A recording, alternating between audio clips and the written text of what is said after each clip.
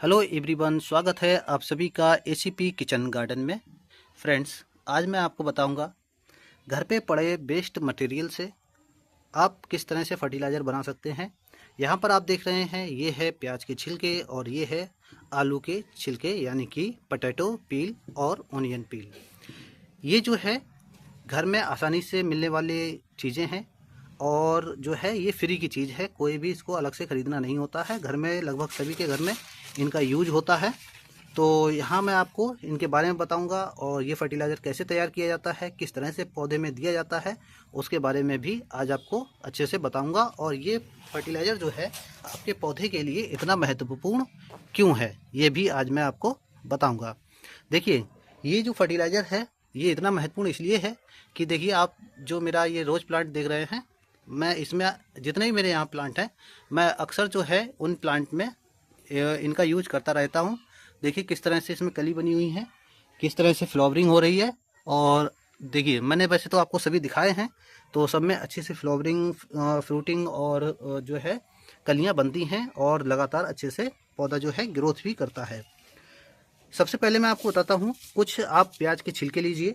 प्याज के छिलके जो भी आपके घर में निकले उनको लीजिए, उनको इकट्ठा कर लीजिए कहीं पर। और आलू के कुछ छिलके लीजिए, आलू के छिलके उनको अच्छे से धूप में सुखा लीजिए, क्योंकि सुखाना इसलिए ज़रूरी है कि यदि कोई फंगस वगैरह होता है वो जो है इससे ख़त्म हो जाता है, इसलिए इनको सुखा लीजिए।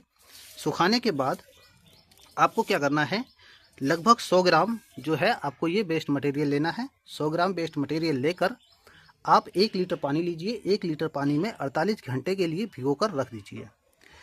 इससे क्या होगा कि इसके अंदर जो भी तत्व हैं वो सारे पानी में डिजोल्व हो जाएंगे। और जितने भी तत्व हैं, मैं आपको बताऊंगा कौन कौन से तत्व होते हैं किसमें।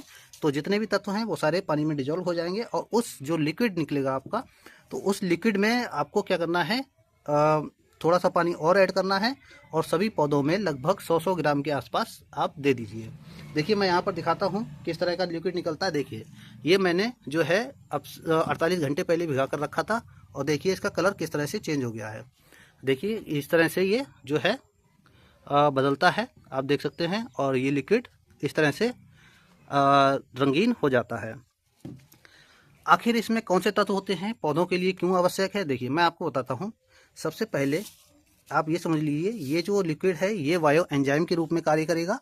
दूसरा, जो प्याज के छिलके होते हैं इसमें जो है पौधों के लिए 17 आवश्यक तत्वों की आवश्यकता होती है, जिसमें से आप देखेंगे तो एनपीके यानी कि नाइट्रोजन, पोटास और जो है फास्फोरस, ये मेन तत्व हैं।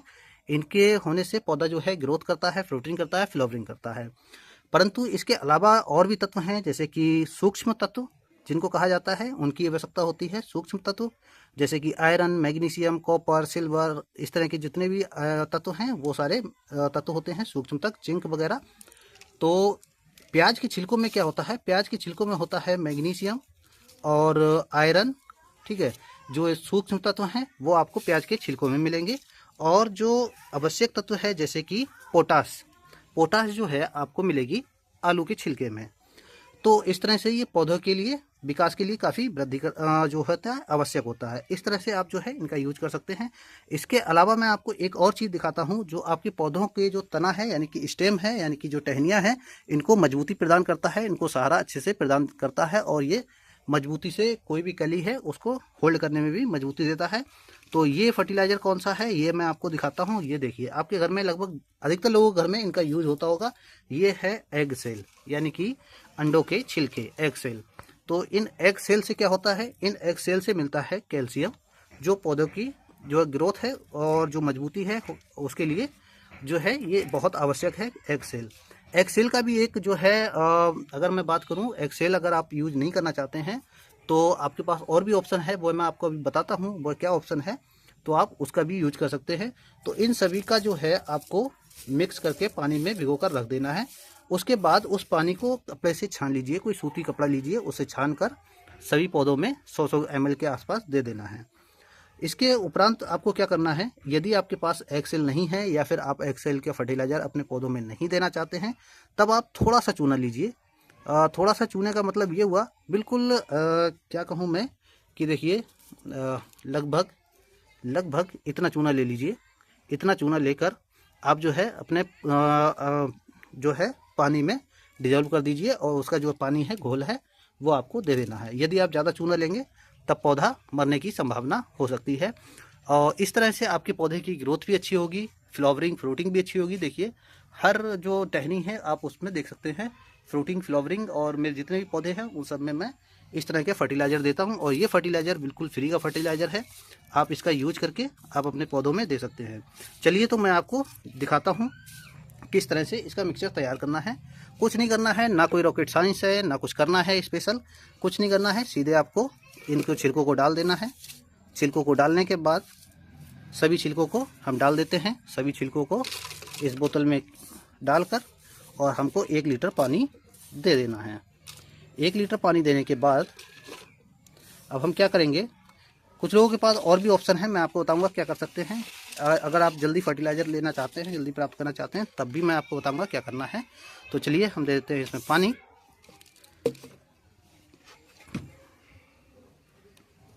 देखिए इस तरह से आपको इसमें पानी फिल कर देना है। और अगर आपको और भी जल्दी चाहिए तो इसमें थोड़ा सा गुड़ लीजिए, इतना सा गुड़ लीजिए और इसको डिजोल्व कर दीजिए, यानी कि घोल दीजिए अच्छे से। घोलने के बाद आप क्या करेंगे कि इसको छांव में रखना है, खुली जगह पर रखना है जहाँ पर धूप ना हो डायरेक्ट, लेकिन छांव हो। और वहाँ पर आपको इसको 48 घंटे के लिए रख देना है। आप किसी चीज़ से ढक भी सकते हैं इसको। इस तरह से ढकने के बाद जो है आपको रख देना है छांव में। लेकिन हाँ, आपको याद रखना है कि इसको टाइट करके बंद नहीं करना है, जैसे कि बोतल का ढक्कन बंद कर देते हैं इस तरह से। किसी भी डिब्बे को या कोई भी जार हो आपके पास, उसको टाइट करके बंद नहीं करना है, नॉर्मली आप उसको ढक सकते हैं। तो इस तरह से आपका ये जो फर्टिलाइज़र है वो जो है इस तरह से बनकर तैयार हो जाएगा। दिखाता हूँ मैं आपको इसको निकाल कर किस तरह का ये फर्टिलाइज़र दिखता है। अब मेरे पास इसमें कपड़ा नहीं है, लेकिन मैं आपको थोड़ा सा निकाल कर दिखा देता हूँ कि किस तरह का ये जो फर्टिलाइज़र है ये दिखता है और कैसे हमको इसको देना है।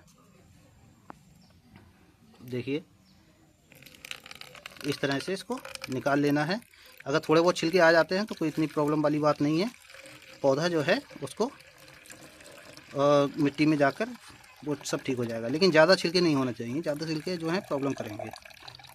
तो देखिए कुछ इस तरह का ये फर्टिलाइज़र बनकर तैयार हो गया। अब मैं इसमें इस मग को जो है पूरी तरह से भर के इसको पानी से अच्छे से भर लूँगा और लगभग 100 ग्राम के आसपास अपने सभी जो प्लांट हैं जिनमें जितने में जा सकता है उतने में मैं देने का प्रयास करूँगा। और ये फर्टिलाइज़र आपके लिए काफ़ी जो फर्टिलाइज़र है महत्वपूर्ण है, फ्री का फर्टिलाइज़र है और पौधों की ग्रोथ भी इससे अच्छी होती है। देखिए इस समय कितने अच्छे से रोज़ में फ्लावरिंग हो रही है। तो इस तरह से आप कर सकते हैं। कैसी लगी ये वीडियो, आप लोग जो है एक बार लाइक करके अपना रुझान दिखा सकते हैं हमको। अगर ये वीडियो आपको अच्छी लगी है तो हमारे चैनल को भी सब्सक्राइब कर लीजिए। Thank you.